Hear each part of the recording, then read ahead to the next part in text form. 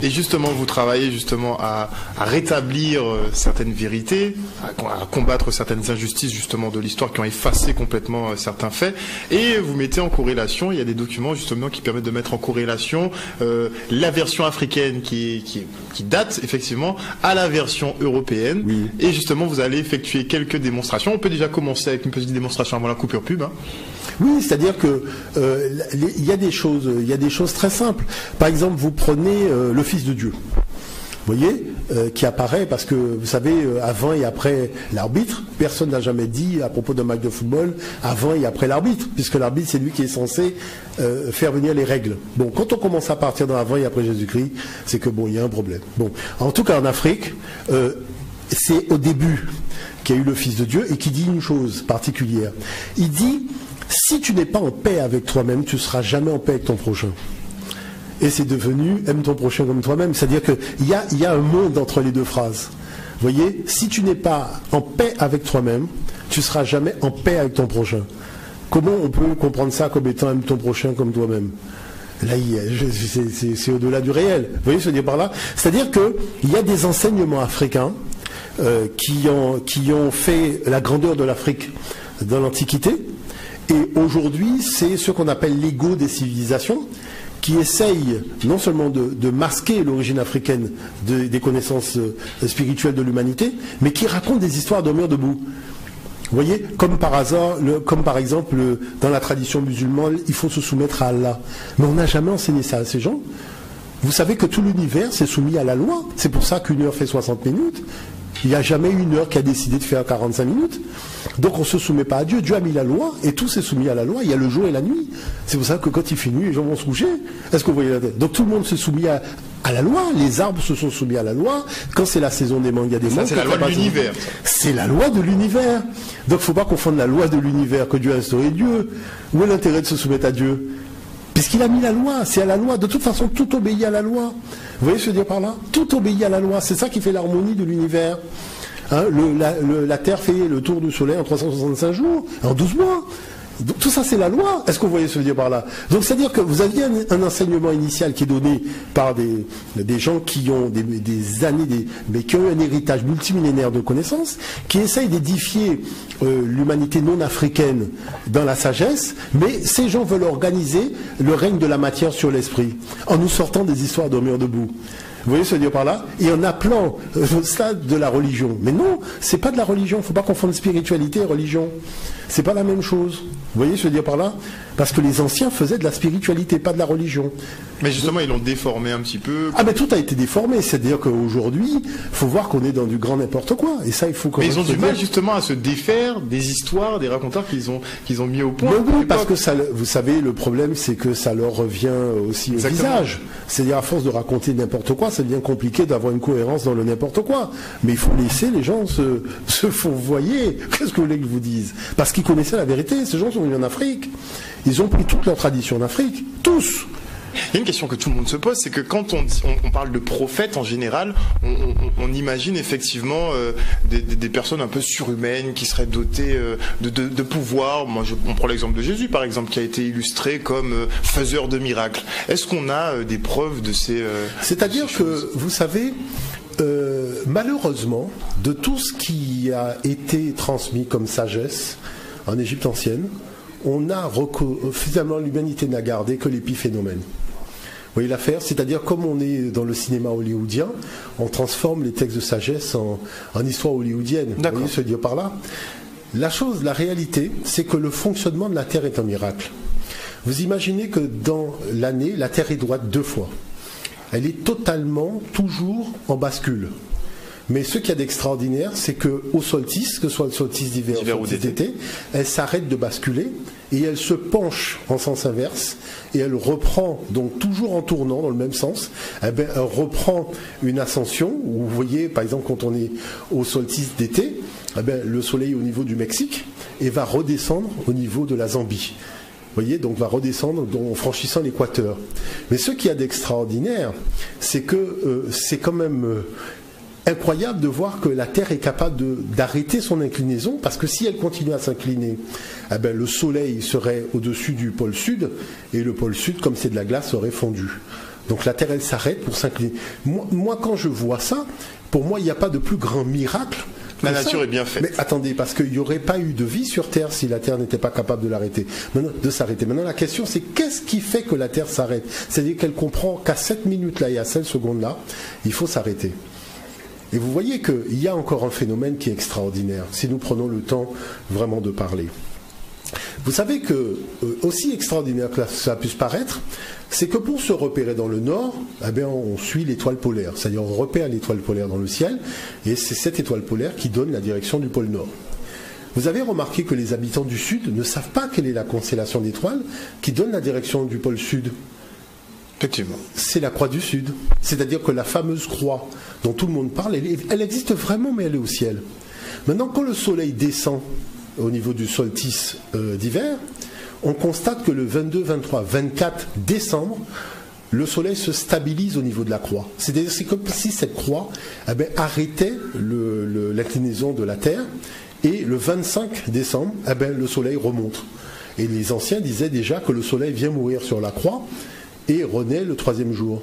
Donc vous voyez que c'est pour ça que M. Kimball, qui est spécialiste donc des textes bibliques, que j'avais eu l'occasion de montrer des fois précédentes, dit qu'au début de l'histoire, il n'y avait pas la version de Jésus mort sur la croix. Parce que ce sont des choses... Ça n'a rien à voir, mais vraiment strictement rien à voir. C'est-à-dire qu'on peut vous dire quand est-ce que telle chose est arrivée. Vous prenez par exemple le texte de l'ouverture de la mer morte. C'est un texte qui est arrivé en Afrique sous le roi Khufu, qu'on appelle Khéops aujourd'hui. C'était le grand prêtre Djadjamem-Henp qui a fendu la mer en deux, et les Égyptiens ont marché à sec. Vous voyez? Donc beaucoup d'égyptologues, quand on aborde ce qu'on appelle les histoires de l'Égypte antique, les contes et légendes, mais que les gens lisent les contes et légendes. Il suffit de lire les contes et légendes de l'Égypte ancienne, vous allez retrouver la moitié des histoires grecques, la moitié des histoires arabes, avec Ali Baba et les 40 voleurs, Simbam le marin et compagnie, et vous allez retrouver toute la tradition biblique de l'aveu de l'UNESCO. Dans le tome 2 de la collection Histoire générale de l'Afrique, qui émane de l'UNESCO, il y a bien un moment où on parle des legs de l'Afrique noire, pharaonique, au niveau de la littérature. Et au niveau de la littérature, on vous dit bien que quand vous prenez, je sais pas moi, Cendrillon, c'est un texte africain. Le Roi Lion, c'est un texte africain. Walt Disney a pris la plupart des histoires de ses dessins animés dans la tradition des contes et légendes de l'Afrique ancienne. Mais la chose, c'est que c'est pas que les gens ne savent pas, les gens sont privés de documentation. Il faut bien comprendre ce qui se passe. Les gens sont privés de documentation. Oui, mais c'est à se demander aussi comment se fait-il que les autorités, que tout le monde est laissé faire d'une certaine façon, puisque chaque Noël, on avait la Passion du Christ, on avait... mais non, mais je vais vous dire une chose. Il faut bien comprendre quelque chose. Quand on a brûlé la bibliothèque d'Alexandrie, après avoir recopié les textes, n'oubliez pas que les pères de l'Église étaient des Alexandrins, c'était des Africains. Ces Africains ont voulu léguer en fait à l'Europe une tradition que l'Europe n'avait pas. Alexandre le Grand qui arrive en Afrique est polythéiste. Tous les Sémites, que ce soit les Abraham, les Mou, tous ces gens-là sont des polythéistes. Vous voyez bien que dans les textes, c'est un combat pour devenir monothéiste. Mais l'Afrique a toujours dit que Dieu, sa représentation, c'est le soleil. Il y a un seul soleil dans le ciel. Quand on dit du souverain qu'il est le Sara, c'est-à-dire le fils de Dieu, Dieu est au singulier, le Fils aussi. Les Africains ont appelé, nos ancêtres ont appelé l'écriture Medou Netcher. C'est pas Medou Netcherou, Medou, c'est-à-dire les paroles, donc le ou représente le pluriel, mais Netcher est au singulier, c'est-à-dire Dieu, les paroles de Dieu. Donc il faut bien comprendre que depuis le début, c'était quelque chose de clairement établi. Sauf que il n'y a pas eu de religion révélée en Afrique. C'est pas une vérité qui est descendue du ciel. Parce que l'Afrique n'a jamais voulu faire de l'idéologie. Nos ancêtres ont examiné sous toutes les coutures le fonctionnement de l'univers et de la biodiversité. Et quand ils ont commencé à rentrer, parce qu'ils avaient des millénaires en termes de temps pour observer les saisons, observer les fruits, observer les animaux, observer les crues, observer tous ces phénomènes-là, ils se sont aperçus qu'il y avait une cohérence mathématique dans tout ça. C'est-à-dire la crue se déroule toujours donc à la même date, un an après. C'est-à-dire il y a des phénomènes qui sont récurrents dans un cycle de 365 jours, mais à la minute près, le phénomène réapparaît. Et les phénomènes sont les uns derrière les autres. Vous voyez bien que tous les arbres fruitiers ne portent pas les fruits en même temps, dans la même semaine. Il y a bien un cheminement. Il y a un moment pour la récolte, il y a un moment pour semer le grain, et il y a un moment le fleuve vient inonder les berges du Nil. Donc il y a une espèce de rythme naturel ils ont trouvé un moment que c'était tellement huilé dans le fonctionnement que c'est pas quelque chose qui est venu comme ça. Il y avait forcément quelqu'un qui était derrière tout ça. La spiritualité, c'est de dire que l'univers s'est conceptualisé avec une opposition de force. L'univers crée quelque chose et crée le contraire de la chose. Vous voyez l'affaire? Et c'est dans, en fait, si vous voulez, le déterminisme de chacune des parties que va se retrouver la régulation qui va mener à l'harmonie. C'est-à-dire, la question, c'est pas de dire qui empêche d'eux, c'est tout simplement de faire en sorte que la lumière passe. Nous sommes là, nous sommes des passeurs de lumière, nous sommes là pour faire passer la lumière. Je n'ai pas à me soucier de ce que fait celui qui ne veut pas faire passer la lumière. Ce n'est pas mon problème. Est-ce que vous voyez ce que je veux dire par là? Maintenant, il y a une chose qui est importante. C'est que depuis que le professeur Cheikh Anta Diop est décédé, il nous a quittés matériellement, mais pas plus que ça, parce qu'il est toujours en vie. La chose, c'est que les moyens technologiques pour interroger l'histoire se sont hyper développés. Tout ce qui est l'ADN, les méthodes de datation isotopique à l'argon, il faut voir où on en est aujourd'hui. La technologie, elle est extraordinaire. Voyez, c'est ce qui empêche de finalement cacher, d'éluder certaines choses. Ça devient compliqué parce que vous avez beaucoup de chaînes de télévision, de chaînes privées, donc des gens qui ont des émissions avec des moyens, donc ils peuvent aller sur le terrain. Je vais vous montrer d'ailleurs en document comment quelqu'un se retrouve dans la pyramide du roi Téti. Et comment il dit un certain nombre de choses, et vous allez voir les implications de ce qu'il dit, parce qu'il est avec un guide qui lit les hiéroglyphes. Vous voyez ce que je veux dire par là? Donc, qui fait que, aujourd'hui, il faut bien comprendre que nous sommes rentrés dans un cycle, à une époque qui est le cycle de l'ère des poissons. Voyez, et ce cycle de l'ère des poissons est en train de se terminer. Nous allons vers l'ère d'Api, qu'on appelle aujourd'hui l'ère du Verseau, mais que nos ancêtres appelaient l'ère d'Api. L'ère du poisson qui est plus sur l'aspect matériel et pas spirituel. C'est-à-dire qu'on s'aperçoit qu'à chaque ère, il y a une modification de l'énergie de la planète et de sa réceptivité au niveau des énergies cosmiques. Et ces ères entraînent une application sur Terre que nos ancêtres avaient déjà compris.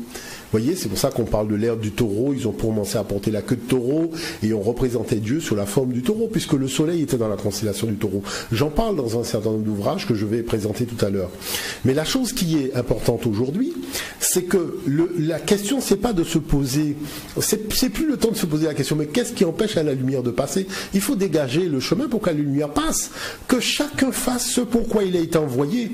Moi, je ne vais pas me poser la question, oui, je vais faire par rapport... Non, que chacun fasse ce pourquoi il a été envoyé.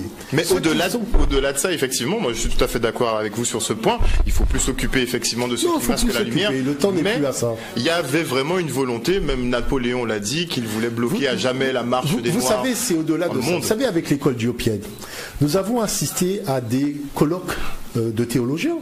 Nous avons fait un colloque de théologie au Centre culturel d'Égypte. Nous étions tous là. Le professeur Obenga était là, le professeur Doukaya était là, toute l'école diopienne. Ça a été un moment mémorable, nous étions tous là. Bon, Doukaya a commencé par poser une question, qui est un égyptologue du Cameroun. Tout de suite après, le professeur Obenga a enrayé, c'est-à-dire il a embrayé. Il a posé une deuxième question. Vous avez toute une batterie de théologiens sur un plateau. Et je ne vous raconte pas comment nous nous sommes battus pour que le professeur Mugabe Bilolo soit aussi sur le plateau. On a dû se battre pour ça parce qu'il ne voulait pas. Parce que le professeur Mugabe Bilolo, il faut comprendre une chose, il lit le grec, il lit l'hébreu et il lit l'égyptien ancien. Et il lit le latin. Donc ce sera un petit peu difficile pour le mener à bateau. C'est clair. Bon, donc à partir de ce moment-là, voilà que le professeur Obenga pose une question, on coupe la lumière, on coupe le son, on éteint tout, le débat est terminé. Moi, j'ai fait une intervention à la Villette. Je pose une question au professeur Vernus. Le débat est terminé. On coupe la lumière, c'est-à-dire c'est un déchaînement. Il prend son ordinateur qui frappe par terre, tout ça. Non, mais c'est-à-dire faut voir la chose. Débat un peu trop passionné. Non, c'est même pas une histoire de passion. C'est-à-dire que à partir du moment où vous dites à quelqu'un qu'il ment, vous comprenez l'affaire? Parce que nous sommes des patients. Il y a 400 personnes dans une salle. Vous êtes venu faire une conférence de 2 heures. On vous laisse parler. Comme l'égyptologue anglais qui était venu donc à Paris dire que les Égyptiens anciens pratiquaient l'esclavage sur les Hébreux. On l'a laissé parler avec René Louis pendant 2 heures. Après, quand il a terminé, on lui a dit voilà la craie, voilà le tableau, allez écrire en hiéroglyphe le mot esclave. Et il est devenu vert, parce qu'il sait que ça n'existe pas. voyez, je veux dire par là. J'étais encore en train d'expliquer ça encore aujourd'hui. Mais oui, mais le problème c'est quoi? Le problème que nous devons tous comprendre, c'est que chaque peuple a sa puissance dans son niveau de conscience et de connaissance. À partir du moment où votre niveau de conscience est bas, à partir du moment où votre niveau de connaissance est bas, vous ne pouvez pas vous dire oui, pourquoi je me retrouve en esclavage, pourquoi je me retrouve dans des difficultés. Votre niveau de conscience est bas, votre niveau de connaissance est bas. Il faut comprendre qu'il y a quand même des lois qui existent. C'est au-delà d'une certaine vibration que vous commencez à ressentir les énergies de l'univers. Et en dessous, c'est compliqué.